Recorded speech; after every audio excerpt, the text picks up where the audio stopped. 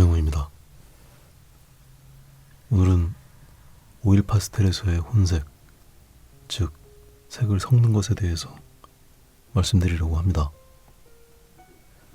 오일 파스텔을 사용하다 보면 가장 어렵게 생각하는 것 중에 하나가 바로 색을 섞는 방법에 관한 겁니다. 문교에서 나오는 72색 오일 파스텔입니다. 부러진 아이들도 있고 오래 사용해서 굉장히 지저분합니다.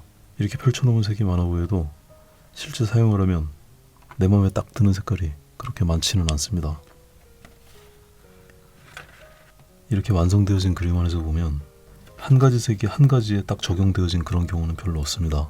모두 다 제각각 섞여서 하나의 완성된 색깔들이 나오는 겁니다. 구체적으로 보자면 이 이파리 하나에서도 굉장히 다양한 색깔에 의해서 이 이파리가 완성이 된 겁니다. 이 오일 파스텔들을 가지고 어떻게 색을 섞어서 색깔들을 만들어내는지 과정을 보여드리려고 합니다.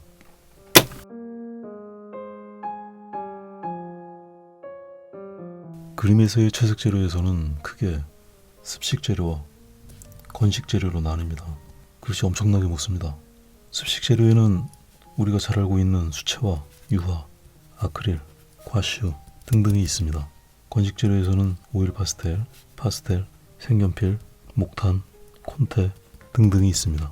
혼색을 하는 데 있어서는 습식 재료가 훨씬 더 유리합니다. 액체로 되어 있기 때문에 색이 섞기가 쉬운 겁니다. 더더군다나 팔레트에서 색깔을 만들어 가지고 오기 때문에 훨씬 더 다양하고 변화 있는 색깔들을 만들기에 용이합니다. 그에 반해서 건식 재료의 경우는 고체로 되어 있는 상태입니다. 어떤 색깔이 쓰여졌을 때 색을 섞어서 만들 수밖에 없는 겁니다. 그래서 건식 재료는 습식 재료에 비해서 혼색이 제약이 많습니다.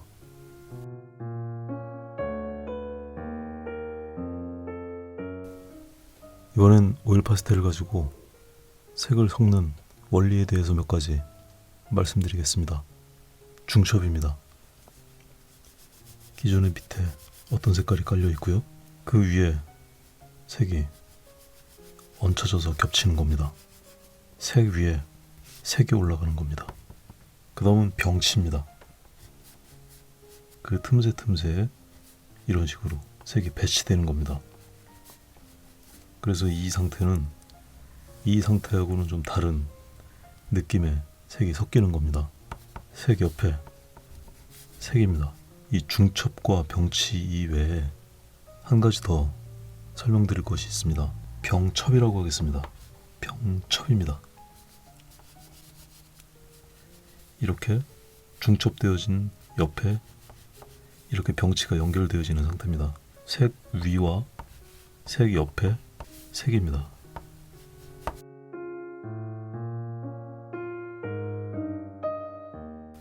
이번엔 오일 파스텔에서 변수에 해당하는 몇 가지를 말씀드리려고 합니다. 필압입니다.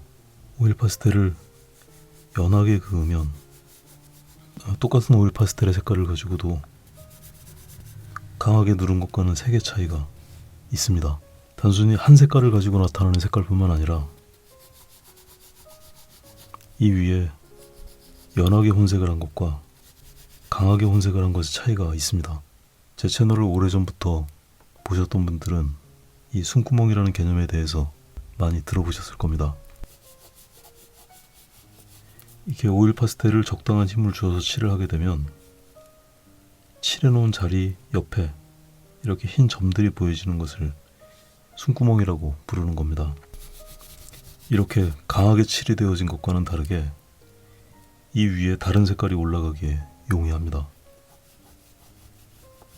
이렇게 강하게 칠이 되어진 위에는 다른 색깔이 올라가고 또 다른 색깔이 올라가고 또 다른 색깔이 올라가면 점차로 색을 섞기가 어려워지게 됩니다. 반면에 이 경우는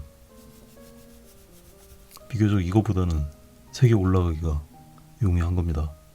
그래서 오일 파스텔의 진행 과정에서 제일 바람직하지 않은 것이 밑색부터 너무 두껍게 올라가서 위에 색이 올라가기에 부담스럽게 만들어 놓는 것이 가장 바람직하지 않은 것이다 라고 말씀을 드리는 겁니다.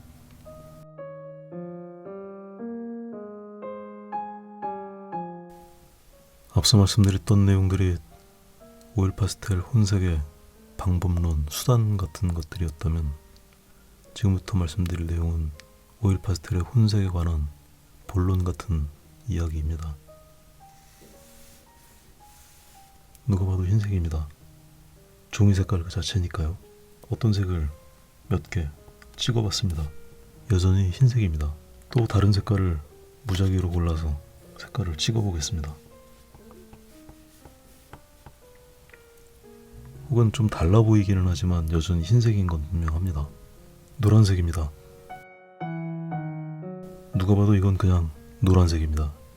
그런데 이 노란색이 내가 원하는 색깔이 아닐 경우는 어떻게 해야 되겠습니까? 다른 색을 섞어야 합니다. 이 밝기를 유지한 상태에서 약간 녹색 느낌이 나는 노란색을 만들고 싶다고 한다면 녹색 기운이 드는 색을 골라서 칠을 합니다.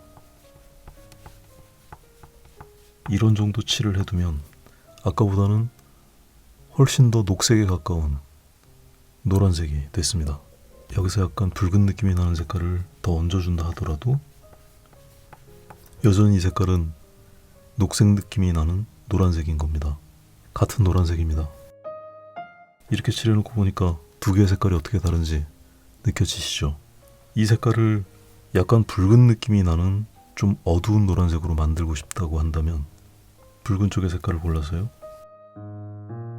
약간 어두운 느낌이 나는 붉은 노란색이 될 겁니다.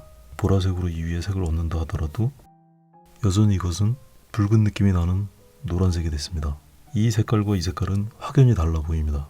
저는 지금 이 두 개의 색면을 점으로 찍어서 표현을 했지만 이것이 약간 색깔이 문질러진다 하더라도 마찬가지의 결과입니다.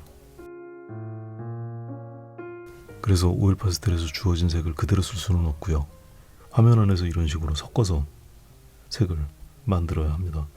이 원리를 가지고 색을 만드는 과정을 보여드리도록 하겠습니다.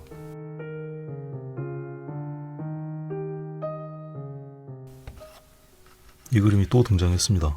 가까이 있어서 그냥 가지고 왔습니다. 이 아이를 그려보도록 하겠습니다.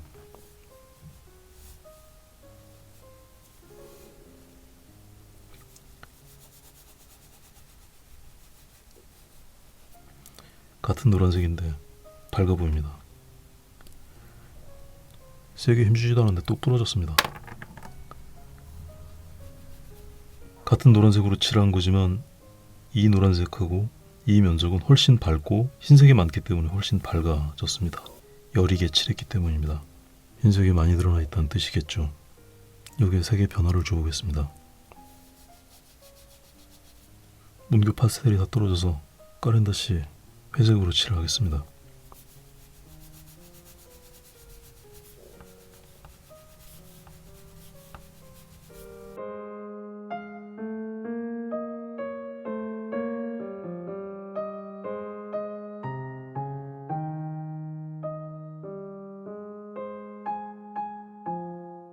색의 변화를 많이 일으켰지만 이것도 역시 노란색입니다. 이런 색깔이 개입해도 노란색입니다. 이런 색깔이 개입해도 노란색입니다. 이파리 하나를 더 그려보도록 하겠습니다. 이 녀석을 그려보겠습니다. 조금 더 진한 색인데요. 여러분은 이 해바라기 그림의 전체가 무슨 색으로 보이십니까? 엄청 많은 색으로 이루어져 있지만 그림 전체는 노란색으로 보이실 겁니다. 이렇게 그림 전체의 색부터 작게는 꽃잎 하나의 면적을 지배하는 각각의 주요 색이 있습니다. 지금 그리고 있는 꽃잎도 지배하는 색은 물론 노란색입니다. 하지만 중요한 건 무슨 색으로 그리느냐가 아니라 그 면이 무슨 색으로 보이도록 그리느냐입니다.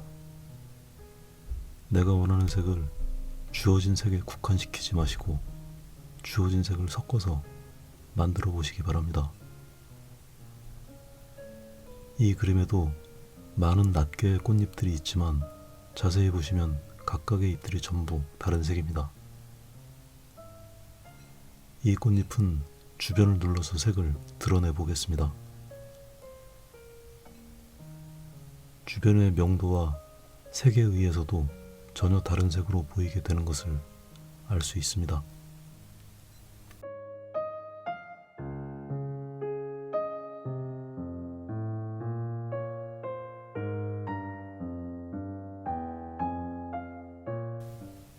이렇게 해서 오늘 오일 파스텔의 혼색 기법에 대한 말씀을 모두 마치겠습니다. 시간 관계상 아주 상세한 데까지는 말씀을 드리지 못했습니다. 오늘은 여기까지 하겠습니다. 부러지고 그래.